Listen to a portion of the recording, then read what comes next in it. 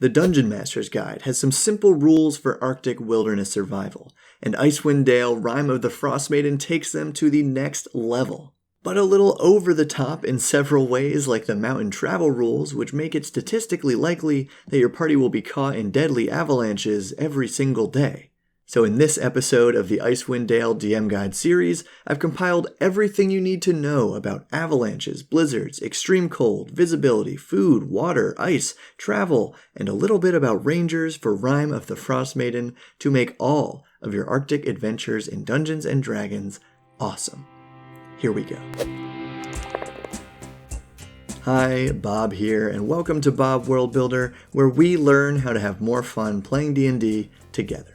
So hit that subscribe button so you won't miss out on the DM guides for Icewind Dale and more every Wednesday. First, Icewind Dale is freaking cold. The average temperature is minus 49 Fahrenheit. That's between the average and minimum winter temperatures for real Arctic winter. And since we're below zero, your characters are always going to be exposed to extreme cold while outside. They must make a DC 10 Constitution saving throw every hour or gain a level of exhaustion. Disadvantage on ability checks, speed halved, disadvantage on attacks and saves, including their con saves to resist the effects of extreme cold, hit points halved, no movement, death. But 10 is a pretty easy target number, and creatures with resistance or immunity to cold damage, like our updated Goliaths, as well as anyone wearing cold weather clothing, automatically succeeds. This cold weather clothing apparently doesn't get in the way of your armor, so 10 gold pieces is definitely worth your survival, and you'll probably want to pick up a pair of crampons. These removable metal cleats prevent you from falling prone on slippery ice. Not all ice has to be slippery, but slippery ice is difficult terrain, so it costs twice as much movement speed to cross, and characters without crampons must make a DC 10 acrobatics check every turn or fall prone. But let's think about this. Normal D&D movement speed is 30 feet in 6 seconds. That's about 5 feet per second or 3.4 miles per hour, a quick walking pace. And ice isn't that difficult to walk on.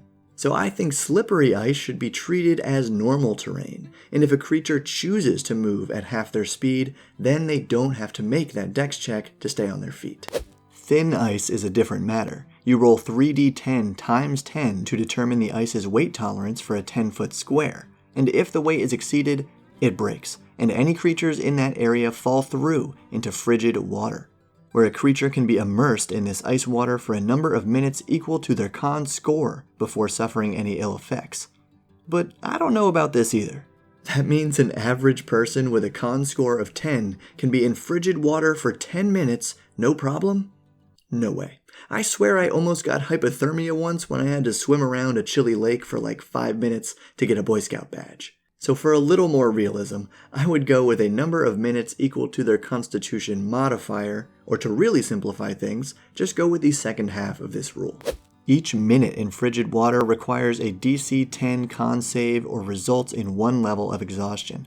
That's easier to remember because it's almost exactly like the extreme cold rules, except your cold weather clothing definitely does not help. But snowshoes could help because they distribute your weight, mainly to keep you from getting stuck in deep snow, but we can expand on this one. I would say for the purposes of thin ice, which goes by weight, not pressure, snowshoes can effectively cut your weight in half, which will definitely help your party's ice fishing endeavors in Icewind Dale. For this, characters need fishing tackle and a boat or a saw to cut the ice. Every hour, characters make a DC 15 check to hook a fish. For normal fishing, I say end it right there, but for knucklehead trout, they have to make a strength check, contested by the fish. Knucklehead trout have +2 to strength, and they get advantage on this roll. That's basically +7 for the fish, and if the character fails by 5 or more, they must succeed on a DC 10 dex save or be pulled into the frigid water. What I like here is that characters in wet clothes are noted to suffer the effects of frigid water until the clothes are taken off and replaced with dry ones. This makes knucklehead trout fishing incredibly dangerous, and this is kinda ridiculous. No one who knows how strong these fish are would try to hook a knucklehead trout alone. So maybe let your characters learn the hard way, then encourage them to work together when fishing, or keep their holes in the ice kinda small. But fishing isn't the only way to get food. You can use the foraging rules from the DMG for hunting as well. So with limited game available, and very few if any plants, I would still go with a DC 15 survival check for characters with appropriate weapons. You may want to go higher, but the DC for tracking creatures in snow is only 10, so it kinda balances out. Then, characters who succeed roll 1d6 plus their wisdom modifier for the pounds of food they recovered. And assuming your characters are all medium or small, they only need 1 pound of food per day to survive. And as written in the player's handbook, by now you can really see how spread out all these rules are, a character can go without food for a number of days equal to 3 plus their constitution modifier before taking a level of exhaustion. But when your body is so worn out from working hard to keep warm, I would just use the number of days equal to their con modifier before that first level of exhaustion. And water, on the other hand, is literally available everywhere as long as you can melt it. Now, you can maybe get around these food rules if you have a character in your party with the Outlander background. We'll talk about that more in the character creation episode next week, but rather, it is the Ranger class that truly shines here in the Arctic. The Ranger's Natural Explorer feature has a ton of benefits, like getting twice as much food when foraging, and difficult terrain not slowing their party's travel, which will save a ton of time, reduce the number of encounters they'll face, and honestly just get you to bypass a lot of these complicated rules.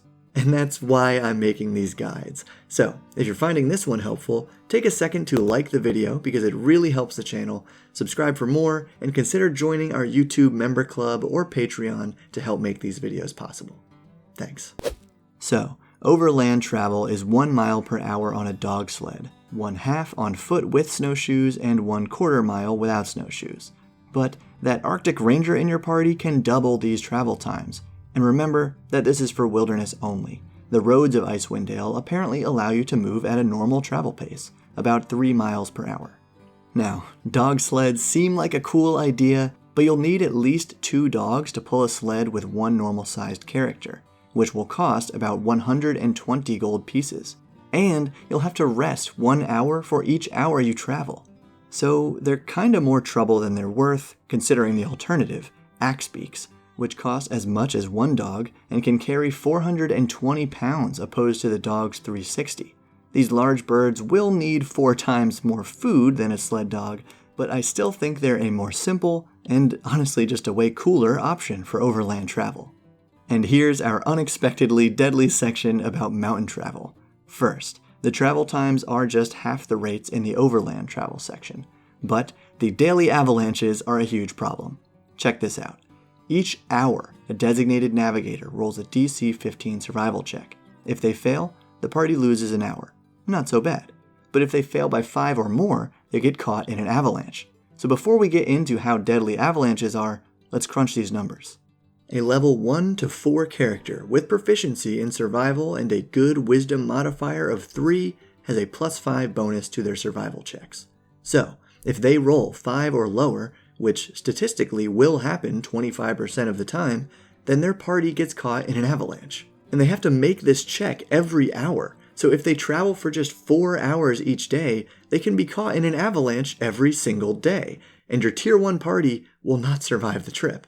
To keep your party alive, and the rules simple, I would only bring in the avalanche on a natural 1. 5% chance is still risky, but much like explosions, having fewer avalanches will keep them exciting. And the reason I used a 4-hour travel day in the example is that Icewind Dale only gets 4 hours of twilight per, well, day. So at most, even on a road, you're moving only 12 miles per day unless you continue traveling at night. And this 4 hours of dim light means Icewind Dale is always at least lightly obscured, or equivalent to patchy fog. So, according to the Dungeon Master's Guide, the fog-like visibility on a normal day here is only 300 feet, as opposed to 2 miles on a clear day in a typical Arctic environment. So characters with dark vision will be great here, and having sunlight sensitivity doesn't matter, but we'll save that for the character creation video too. Now, back to avalanches. 300 feet wide, 150 feet long, 30 feet tall, and fast. Start with initiative and have the avalanche move 300 feet on counts 10 and 0. Creatures in the way are also moved 300 feet. They fall prone and make a DC 15 strength save or take 1d10 bludgeoning damage, which really isn't too bad. And remember, Mountain Travel says that avalanches start 2d6 times 100 feet away from the party. Whenever you decide it stops, creatures inside are blinded, restrained, and gain 1 level of exhaustion for every 5 minutes inside. That means 30 minutes and they die. They can make up to 3 DC 15 athletics checks to free themselves, but remember, the first level of exhaustion will give them disadvantage on these checks. And another creature can spend 1 minute to free them, but how the heck are they going to be able to find their friend who's buried in the snow potentially several hundred feet down a mountain? There's no guidance for this, so I would say make a DC 15 perception check to locate them, or DC 10 if the buried creature is calling for help. Though, I kind of feel like the buried creature would also be suffocating, but let's not make this any more difficult. Now, the awesome Wilderness Encounters table in Chapter 2 of the Frostmaiden book will have its own video later in the series, so remember to subscribe for that one, but for now, know that it has some cool variant outcomes based on blizzards. Very simply, blizzards last 2d4 hours. They limit hearing to 100 feet, vision to 30 feet, they extinguish flames and take down any creatures flying via non-magical means. They also trigger spell concentration checks every single round, and they impose disadvantage on ranged weapon attacks and perception checks for hearing and sight without eye protection. The other danger of blizzards is veering off course and being separated in a storm.